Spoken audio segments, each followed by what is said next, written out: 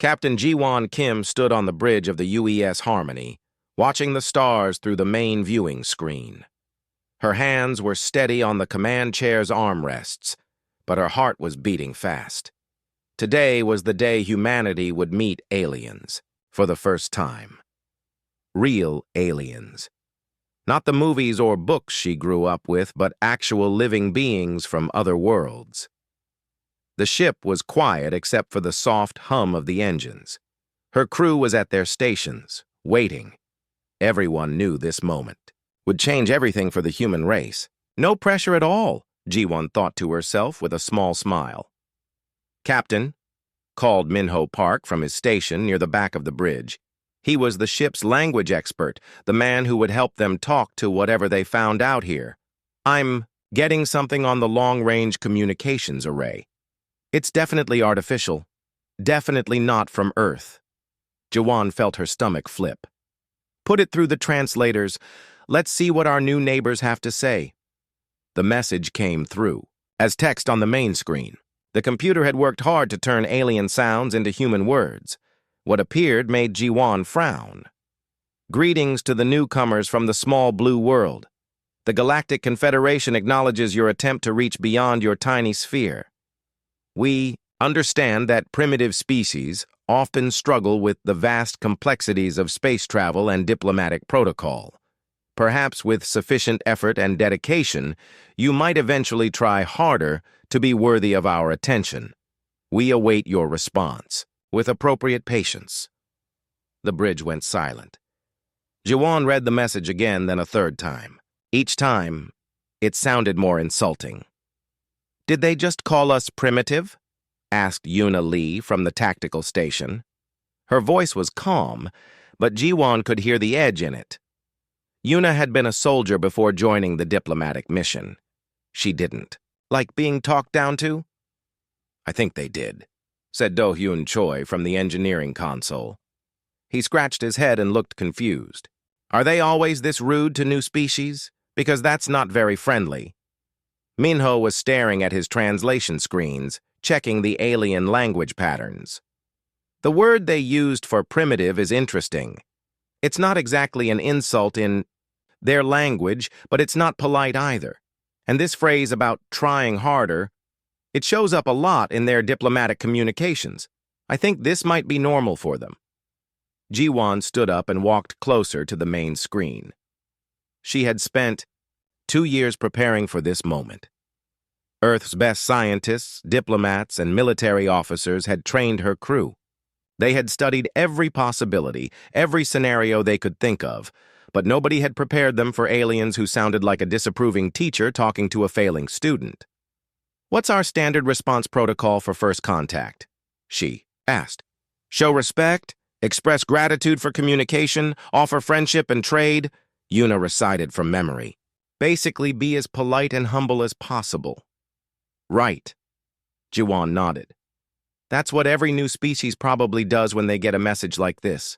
They grovel and beg to be accepted. She thought about her grandmother who had raised her after her parents died.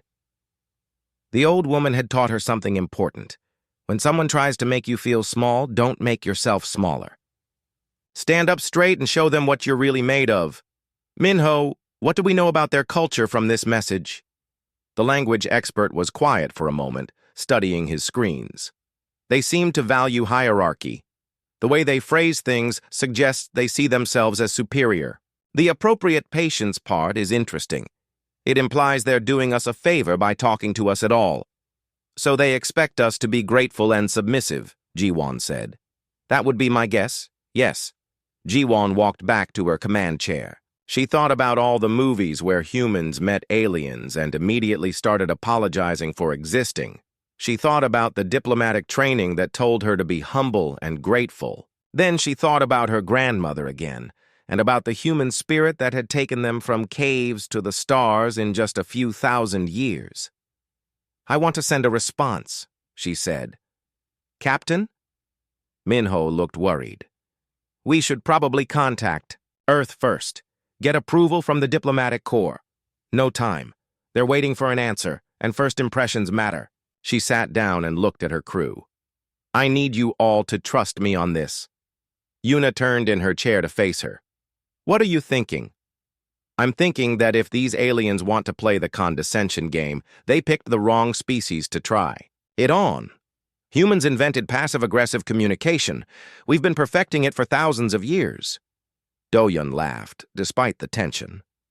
My mother could teach these aliens a thing or two about making people feel guilty with just a few polite words. Exactly. Ji-won smiled. Minho, open a channel. I want to record a response. The language expert's fingers flew over his controls. Channel open, Captain. Recording.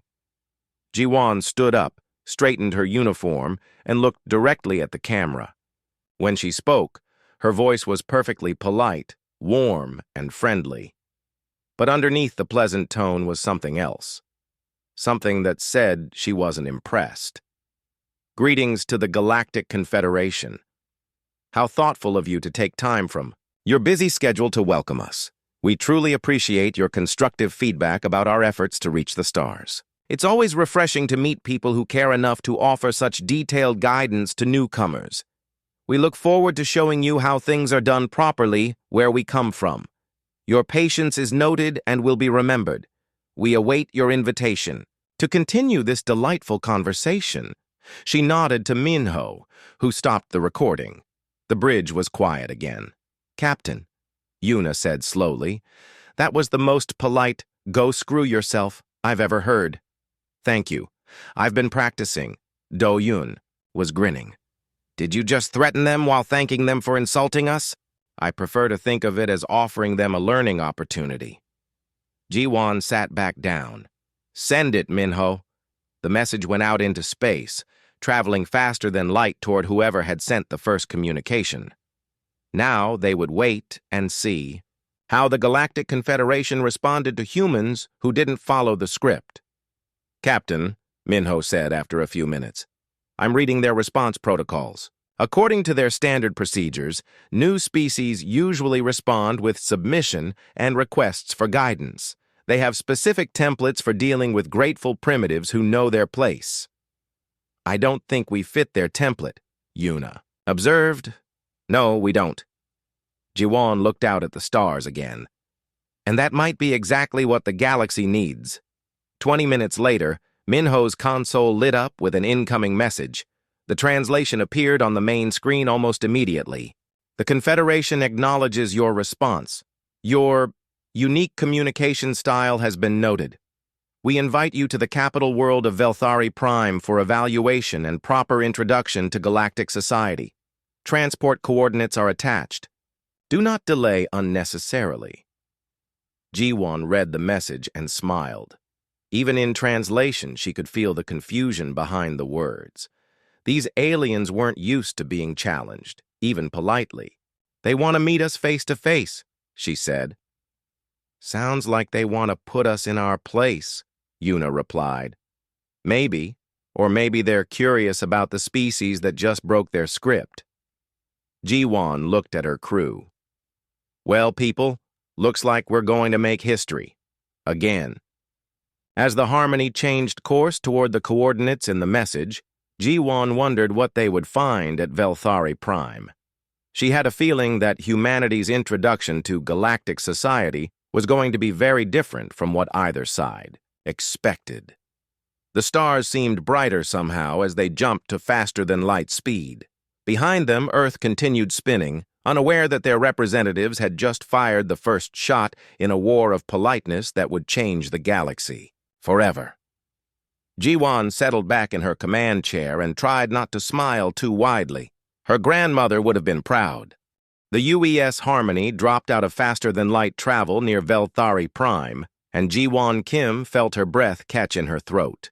The alien capital world hung before them like a green and silver jewel, surrounded by massive space stations that sparkled with lights. Ships moved between the stations in perfect formations, each one larger than anything humanity had ever built.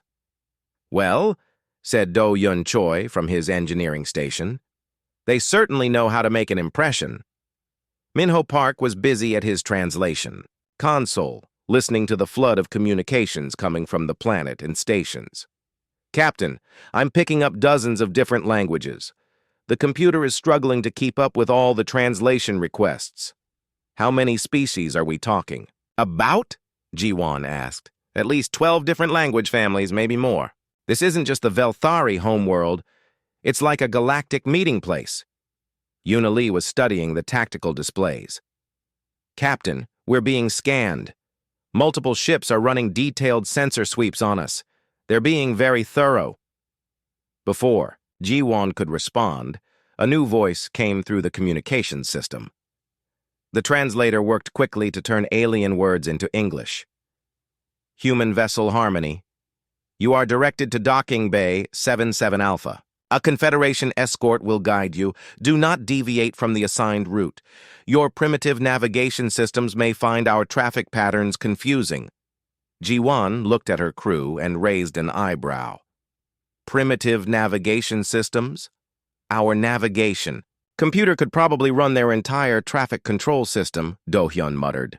Captain, Minho said, should I respond with standard acknowledgement protocols? Ji-1 thought for a moment. Back home, when someone insulted your driving, you didn't just say thank you. Send this message. How considerate of you to provide guidance. We'll do our best to keep up with your sophisticated systems. The escort ships that met them were sleek and beautiful, but Ji-1 noticed something interesting. Their crews seemed to spend a lot of time talking to each other in what Minho was translating as very polite arguments. Even the escort mission was full of passive-aggressive comments about proper formation flying and appropriate speeds.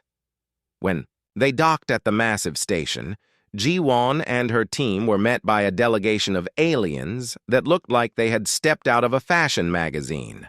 The Velthari were tall and elegant, with pale blue skin and long fingers. Their clothes were perfect, their movements graceful, and their smiles were cold as winter ice. The leader introduced himself as Overseer Kethmore. His English was perfect, which somehow made his condescending tone even worse. Welcome to the heart of galactic civilization, he said, gesturing to the magnificent station around them. I trust your journey was not too difficult for your limited technology. We understand that newer species often struggle with extended space travel. Ji-1 smiled her brightest diplomatic smile. Not at all. Though we did have to slow down several times to avoid arriving too early. We know how busy important people can be. Kethmore's perfect smile flickered for just a moment. Minho had to cough to hide a laugh. The tour that followed was like being shown around by the galaxy's most polite bully. Every wonderful thing they saw came with a comment about how primitive species usually found it overwhelming, or how it might be difficult for newcomers to understand the complexity of galactic society. They met representatives from other species during the tour. Ji-1 noticed something interesting. They all talked the same way. Everything was wrapped in politeness, but underneath was a constant stream of subtle insults and put-downs. A Zephyrian delegate named Kixtel showed them an art gallery, but spent the entire time explaining how developing cultures often couldn't appreciate the deeper meanings of advanced artistic expression. A Mokari scientist demonstrated their medical technology while noting that younger species typically had very basic understanding of biological systems. It was Minho who figured it out first. During a break in the tour, he pulled Ji-1 aside. Captain, I've been analyzing their communication patterns. This isn't just how they talk to us, it's how they talk to each other. The whole Confederation runs on passive-aggressive communication. What do you mean? Every conversation I've monitored is the same. They never directly insult anyone, but they never say anything genuinely nice either. It's all veiled criticism and subtle superiority. They've turned polite condescension into an art form. Ji-1 thought about this as they continued the tour. She watched how the different species interacted with each other. The Velthari talked down to everyone. The other species talked down to whoever they could get away with talking down to. Nobody seemed to actually like each other, but they were, all too polite to say so directly. The testing began the next day. Kethmore explained that all new species had to demonstrate their capabilities before being accepted into the Confederation. "It's not that we doubt your abilities," he said with his cold smile, "but we find it helpful to establish appropriate expectations." The first test was technology. Yuna was chosen to demonstrate human achievements in computing and electronics. She set up their quantum computer in a large conference room filled with representatives from all 12 Confederation species. Kethmore introduced her with the kind of praise that wasn't really praise. "We're eager to see what your species has accomplished with your limited resources and brief time in space. Please, show us these quaint attempts at advanced technology." Yuna looked at the alien computer systems they had set up for comparison. They were impressive. Faster and more powerful than anything most humans had ever seen. But she had spent the morning studying them with Do-hyun, and they had found something interesting. "Thank you for this opportunity," Yuna said, her voice perfectly polite. "We're always excited to learn from more experienced civilizations. We do hope our little demonstration won't be too overwhelming." She activated the human quantum computer. The alien systems were fast, but the human machine solved their test problems in a fraction of the time. More importantly, it solved problems the alien computers couldn't handle at all. The conference room fell silent. Kethmore looked at the results on his screen, then looked at the human computer, then back at the screen. "This is unexpected," he said finally.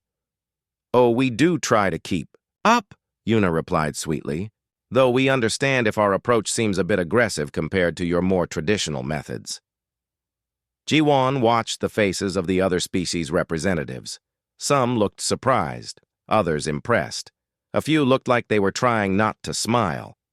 For the first time since arriving, she saw cracks in the polite facade. Kixtal, the Zephyrian delegate, spoke up. "Perhaps you could explain your methodology for those of us still using older techniques." The way he said older techniques while looking directly at Kethmore made Ji-won realize something important. These species weren't all happy with the way things worked in the Confederation. They were tired of being talked down to, but they didn't know how to fight back, until now. "We'd be happy to share our knowledge," Yuna said.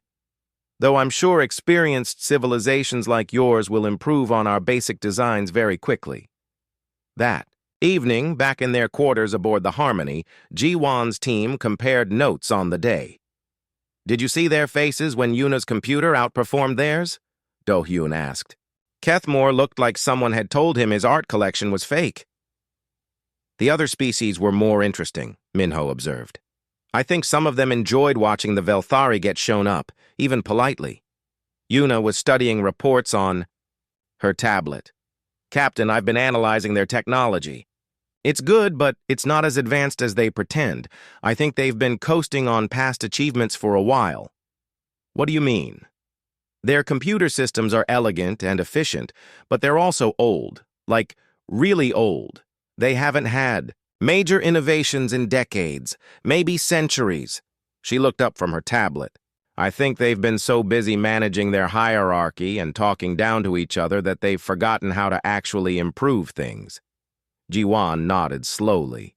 The pieces were starting to fit together. The Confederation wasn't just condescending. It was stagnant. All their energy went into maintaining social order through elaborate politeness games instead of actual progress. "Tomorrow they want to test our diplomatic skills," she said. "I have a feeling that's going to be very interesting." As she got ready for sleep, Ji-won thought about what they had learned. The galaxy was full of species that had forgotten how to be genuinely nice to each other. They were all trapped in a system where being politely mean was considered normal. Well, she thought as she settled into her bunk, humanity was about to show them there was another way to play the game. And they were very good at games.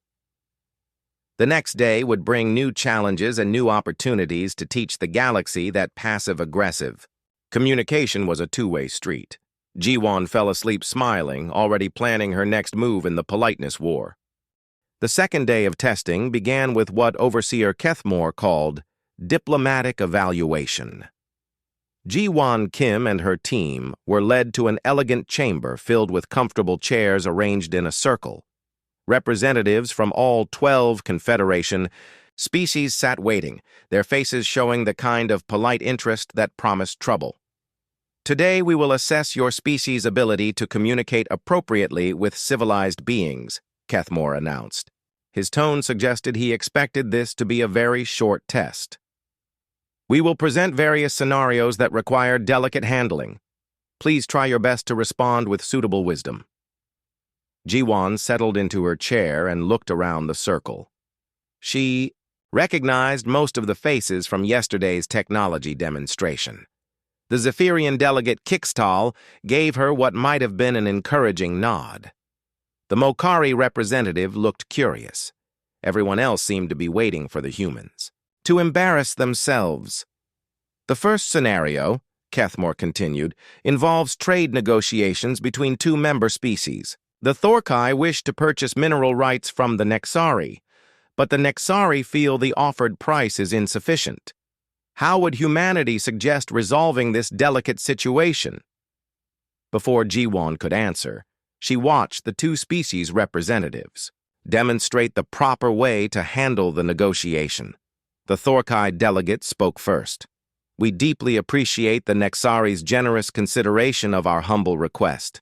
We understand that our initial offering may seem inadequate to such sophisticated traders, but we hope our friends will recognize our sincere efforts to reach fair terms. The Nexari representative replied immediately. We are touched by the Thorkai's earnest attempts to understand the value of our resources. Perhaps with more careful study of galactic market conditions, they might develop a more realistic appreciation of current pricing standards.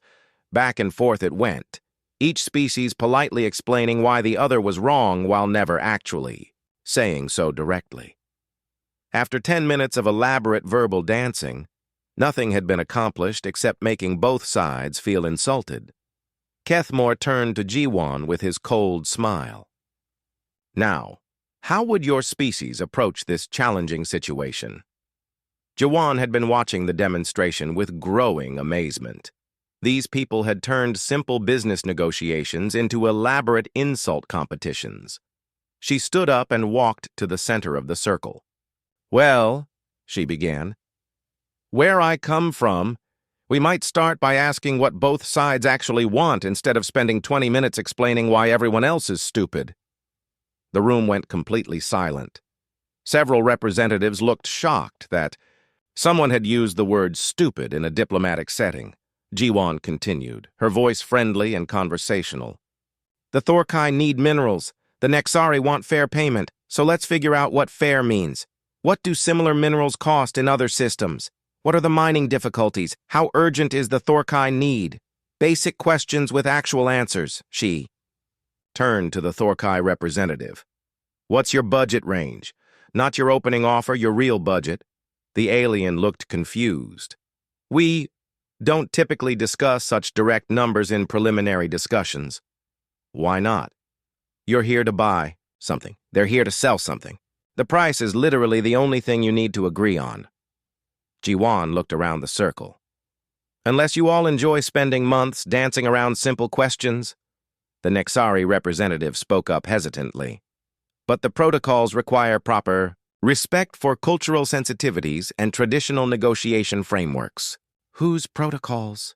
Ji-Won asked.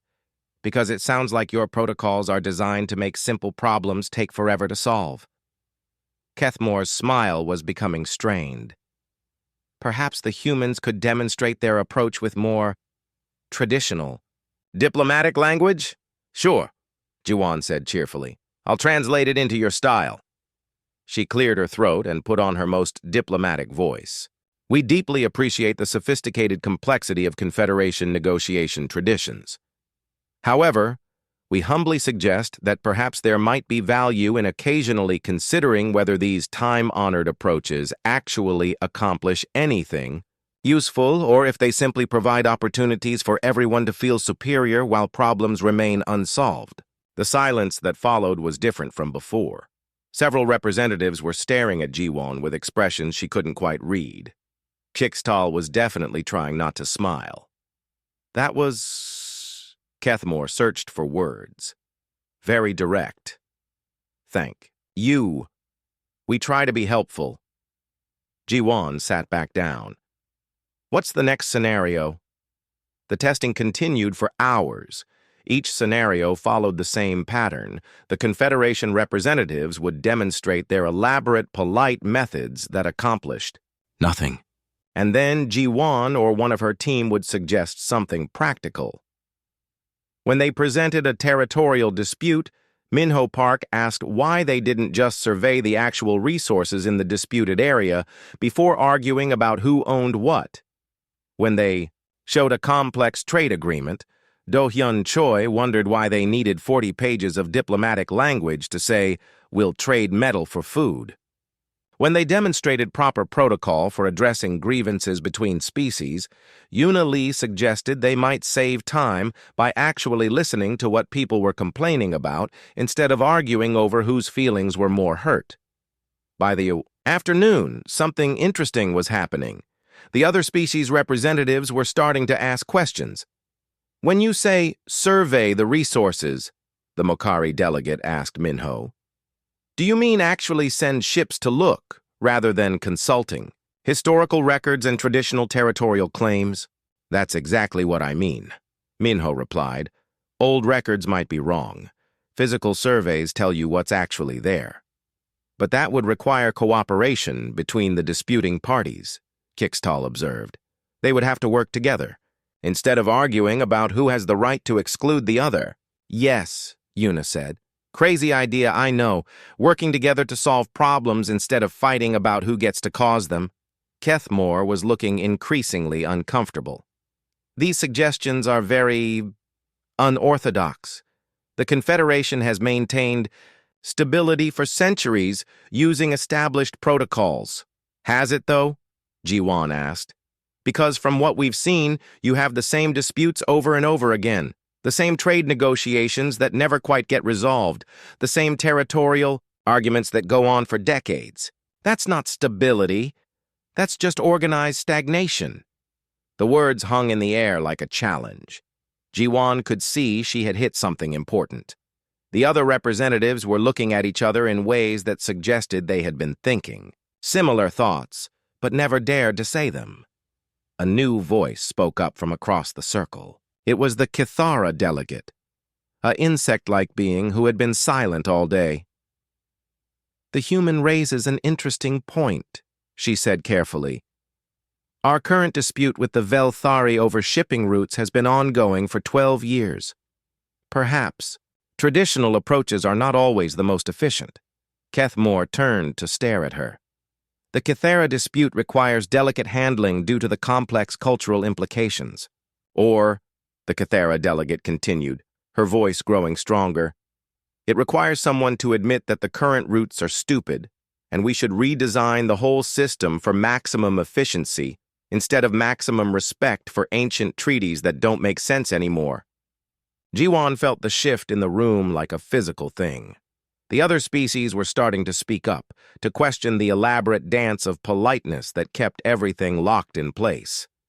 The resource allocation protocols for the outer colonies are similarly inefficient, Kixtal added. We spend more time arguing about proper procedures than actually distributing resources. The environmental protection treaties, said the Mokari representative, require 17 different committees to approve any changes, even when the science clearly indicates new approaches are needed. One by one, the representatives began voicing frustrations they had apparently been holding back for years. The system wasn't working, but nobody had been allowed to say so directly. They had all been trapped in a culture where admitting problems was considered rude. Kethmore stood up abruptly. This discussion has moved far from the intended evaluation protocols. We should return to proper testing procedures. Why? Jiwon asked. This is the most productive conversation you've had all day, maybe all year from the sound of it. Because, Kethmore said stiffly, Diplomatic discourse requires appropriate respect for established authority and traditional wisdom. Whose authority? Yuna asked. Because it seems like your authority is based on everyone agreeing to pretend that inefficient systems are actually sophisticated. The room erupted in what could only be described as the politest argument Ji-won had ever witnessed. Representatives began expressing centuries of suppressed frustration, all wrapped in layers of diplomatic language, but unmistakably real. As Ji-won watched the Galactic Confederation essentially have its first honest conversation in generations, she realized they had accidentally started something much bigger than a diplomatic evaluation. They had introduced the radical concept that maybe, just maybe, it was okay to say when things weren't working. The revolution of common sense had begun, and it was spreading faster than anyone could have expected. The meeting broke up in chaos, not the violent kind of chaos, but the polite, diplomatic kind, where everyone said they needed time to consider the complex issues raised and consult with their respective governments. Ji-won Kim watched as representatives filed out of the chamber, many of them talking in small groups for the first time since she had arrived. Kethmore approached her as the room emptied. His perfect composure was cracking around the edges. Captain Kim, I believe we need to discuss the unusual nature of today's proceedings. Of course, Ji-won replied with her brightest smile. I thought it went very well. Everyone seemed so engaged with the problems you've been working on. That is precisely the issue. These matters require delicate handling by experienced diplomatic professionals, not public discussion among representatives who may lack full context. Minho Park looked up from packing his translation equipment.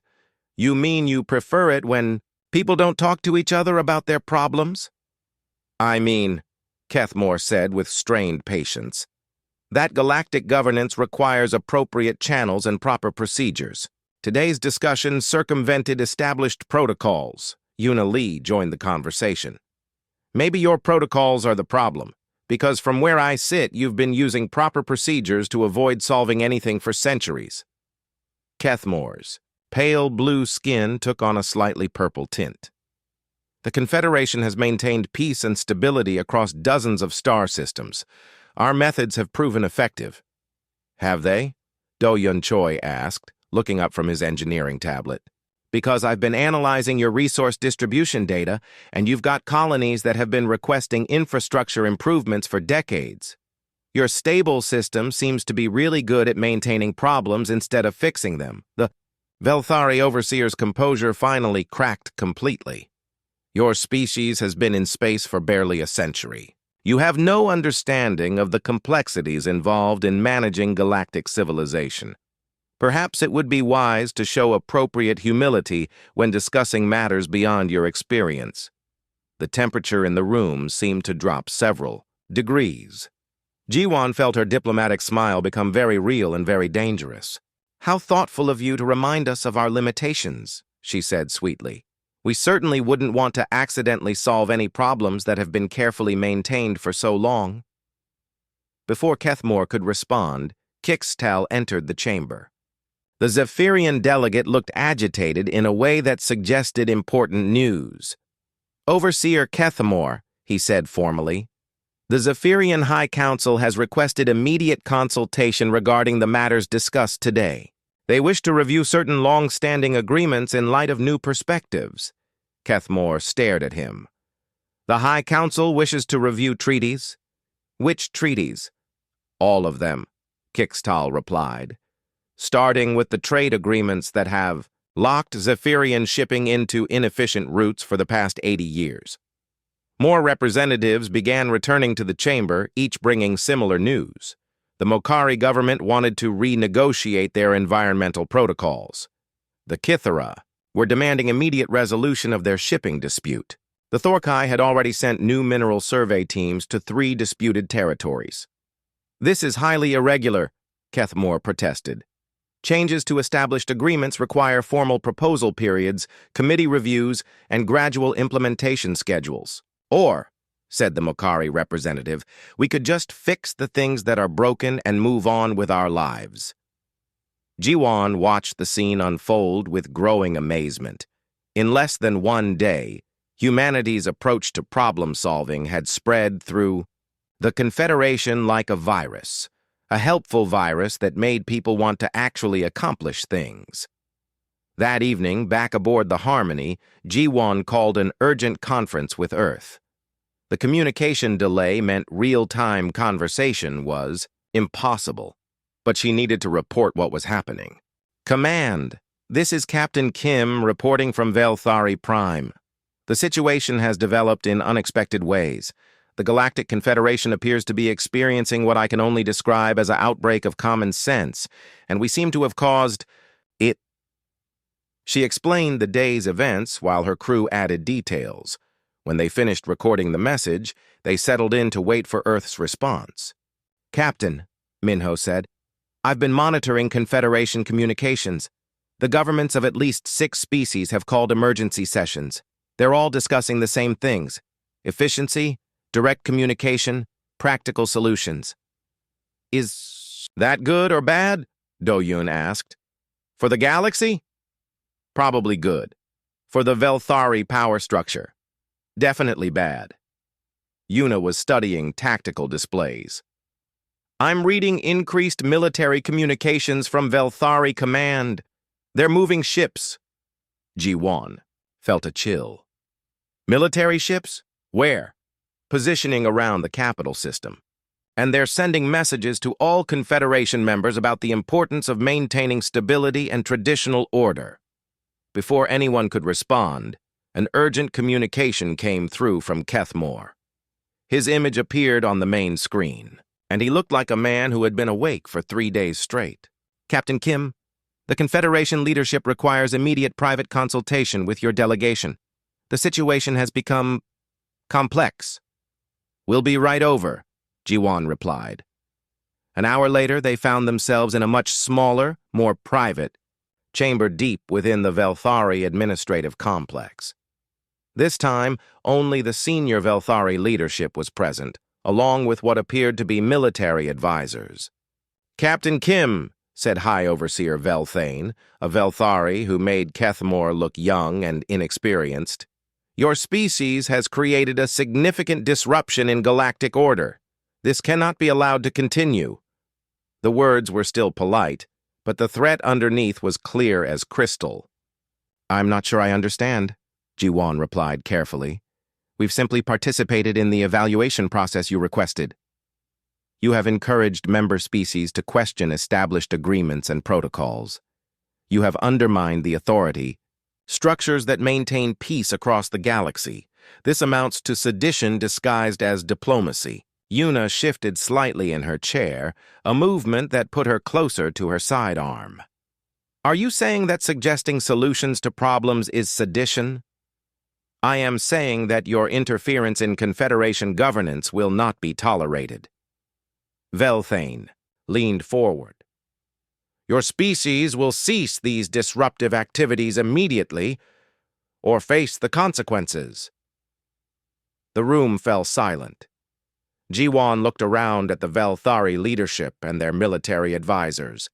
She saw fear in their eyes, not fear of humanity, but fear of losing control over the elaborate system of polite oppression they had spent centuries building. I see, she said finally. So when you invited us for evaluation, what you really meant was, come here so we can teach you to know your place. We meant, Velthane said coldly, that new species must learn to respect galactic order before they can participate in it. And if we refuse, then you will discover why the Confederation has remained stable for so long. Ji-won stood up slowly. Her crew rose with her. High Overseer Velthane, I want to make sure I understand this correctly. You're threatening us because we suggested that people should solve problems instead of arguing about them politely? We are offering you guidance before more serious measures become necessary. I see. Ji-won's diplomatic smile was back, bright and sharp as a sword. How thoughtful of you to clarify the situation so completely. We wouldn't want any misunderstandings about your intentions. She turned to her crew. I think we've learned. Everything we need to know about Confederation hospitality. Shall we return to our ship? As they walked toward the door, Velthane called after them. Captain Kim, you have 12 hours to consider our guidance. After that, the Confederation will take whatever steps are necessary to maintain order. Ji-Won paused at the door and looked back. 12 whole hours. How generous. We'll be sure to use that time wisely. As they left the administrative complex, Minho spoke quietly. Captain, they're not bluffing about the military option. The Velthari have enough firepower to destroy us and make it look like an accident. I know, Ji-Won replied.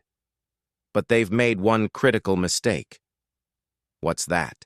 They think we're the only ones who want change. She looked up at the alien stars above them. Let's get back to the ship. I have some calls to make. The next 12 hours would determine whether humanity had accidentally started a galactic, revolution, or simply talked their way into the shortest first contact in history. Either way, Ji-Won thought, they were about to find out what humans could really do when someone tried to bully them into submission.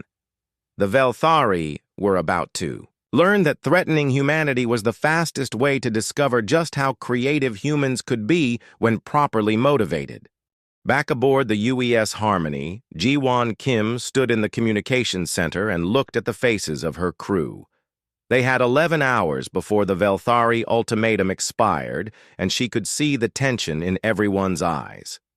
Captain, Minho Park said quietly, I've been monitoring Confederation communications. The other species are still talking about changes, but the Velthari are jamming most diplomatic channels. They're trying to cut off the conversations we started. Of course they are, Ji-Won replied. Can't have people talking to each other about solving problems. That might lead to actual solutions. Yuna Lee was studying tactical displays at her station. Captain, I count at least 30 Velthari warships in the system now.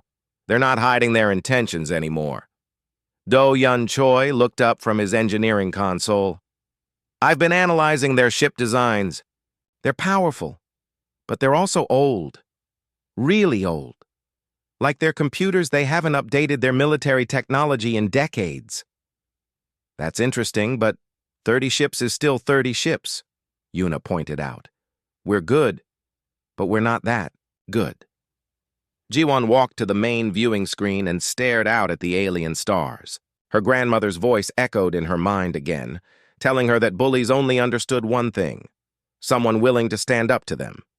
But this wasn't a schoolyard fight. This was the fate of galactic civilization. Minho, she said suddenly, can you break through their communication jamming? Maybe. Why? Because I want to send a message. Not to the Velthari leadership, but to everyone else, every species in the Confederation. Captain, Yuna said carefully, that sounds like you're planning to do something that will make them very angry. They're already angry. They threatened to destroy us for suggesting that people should solve problems instead of arguing about them politely. Ji-Won turned back to her crew. So let's give them something to be really angry about. An hour later, Minho had managed to tap into the Confederation's emergency broadcast system, the same system used for natural disasters and system-wide alerts. Technically, what they were about to do was probably illegal under Confederation law. Ji-Won decided she didn't care. All stations, this is Captain Ji-Won Kim of the human vessel, Harmony. I'm broadcasting on emergency channels because what I have to say affects everyone in the Confederation. She took a deep breath and looked directly into the camera. 2 days ago, we came here as newcomers, hoping to join your galactic community. What we found was a civilization trapped in its own politeness. You've spent so much time learning how to talk around problems that you've forgotten how to solve them. Minho was monitoring responses across the Confederation. Ships throughout the system were receiving the broadcast, and many were rebroadcasting it to their home systems despite Velthari jamming attempts. The Velthari leadership has just threatened to destroy us because we suggested that maybe, just maybe, it's okay to say when things aren't working. They call this sedition. We call it common sense. On the tactical display, Yuna could see Velthari. ships beginning to move toward their position. "Captain, we've got company coming." Jiwan nodded but continued her broadcast. "Right now, the Velthari are moving warships to stop us from talking to you, because apparently the idea that people should communicate honestly is so dangerous that it requires military action." She paused and let that sink in across the galaxy. "Here's what we learned in our short time here. Your territorial disputes could be solved in weeks if you sent survey teams instead of lawyers. Your trade problems could be fixed in days if you talked about actual numbers instead of dancing around them for months. Your resource allocation issues could disappear if you asked what do people need instead of whose feelings might be hurt if we change things." More ships were moving now. Not just Velthari vessels, but ships from other species as well. Some were positioning to support the Velthari, but others were moving to positions that looked distinctly protective of the human ship. The Velthari want you to believe that their system works because it's stable. But a prison is stable too. That doesn't make it good. Doyan looked up from his console. "Captain, I'm reading power buildups on multiple Velthari ships. They're charging weapons." "How long until they're in firing range?" 10 minutes, maybe less." Jiwan looked back at the camera. "It looks like we're about to find out what happens when you suggest that bullies should stop being bullies. If you don't hear from us again, remember this. Problems don't get solved by being polite to them. They get solved by people who care more about fixing things than about looking sophisticated."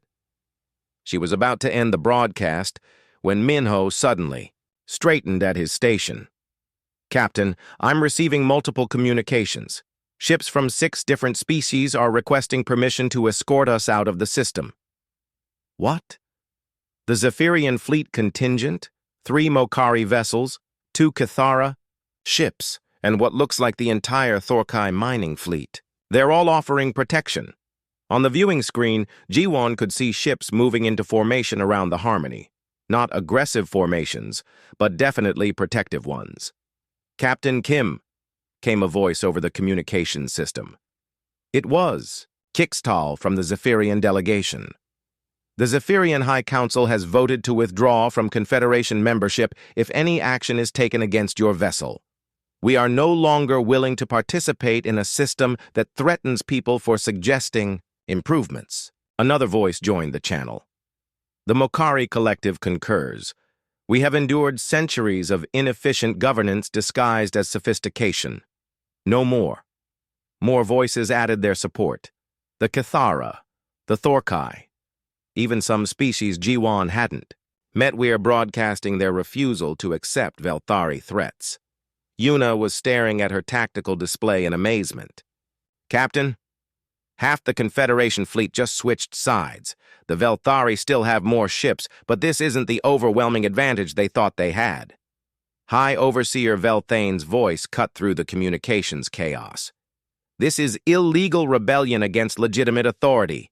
All ships will return to assigned positions immediately or face consequences." "This is Captain Kim again," Jiwan broadcast to the entire system. "Overseer Velthane, you just proved our point perfectly. When faced with people who disagree with you, your first response is to threaten them. That's not leadership. That's just bullying with fancy titles." She could see the Velthari command ship on the main screen, bristling with weapons but surrounded by ships that were no longer taking orders. "Here's what we're going to do," Jiwan continued. "We're going to leave this system peacefully. Anyone who wants to come with us is welcome. Anyone who wants to stay and work on actual solutions to galactic problems is welcome to do that too. What we're not going to do is pretend that threats and intimidation are the same thing as sophisticated governance." The next few hours were tense, but not violent. The Velthari found themselves in the awkward position of having military superiority over individual ships, while being completely outnumbered by the coalition that had spontaneously formed around the human vessel. In the end, they did nothing. They couldn't attack without starting a galactic civil war, and they couldn't back down without admitting that their entire system was built on intimidation rather than actual authority. As the Harmony and its escort fleet prepared to leave the system, Jiwan received a final communication from Velthane. "This matter is not concluded, Captain Kim. The Confederation will not tolerate this disruption indefinitely. Jiwan's response was broadcast across the galaxy. High Overseer, you're absolutely right. This matter isn't concluded because today, half your civilization discovered that they don't have to tolerate passive-aggressive bullying disguised as sophisticated governance. That's not a disruption. That's an improvement. 6 months later, the Galactic Confederation had quietly reorganized itself into the Galactic Cooperative. The Velthari were still members, but no longer in charge. Territorial disputes that had lasted decades were resolved in weeks. Trade agreements that had been stalled for years were completed in days. Resource allocation problems that had plagued outer colonies for generations simply disappeared when people started asking, "What do you need?" instead of, "What are the proper procedures for requesting consideration of potential need assessment protocols?" Jiwan stood on the bridge of the Harmony, now serving as the human ambassador to the Cooperative's new headquarters on a neutral world. Through the viewing screen, she could see ships from dozens of species working together on projects that would have been impossible under the old system. "Captain," Yuna said from her station, "we're receiving a message from Earth. The Diplomatic Corps wants to know how we accidentally conquered the galaxy with politeness." Jiwan laughed. "Tell them we didn't conquer anything. We just taught everyone. That try harder is a terrible response to problems, and do better actually means something." She looked out at the busy space lanes where former enemies were now partners, where ancient disputes had become cooperative projects, and where the phrase, "How can we fix this?" had replaced centuries of elaborate ways to say, "That's not my problem." And, "Tell them," she added, "that sometimes the most sophisticated thing you can do is just be honest." The revolution of common sense was complete, and the galaxy was finally learning to actually solve its problems instead of just talking about them. Politely,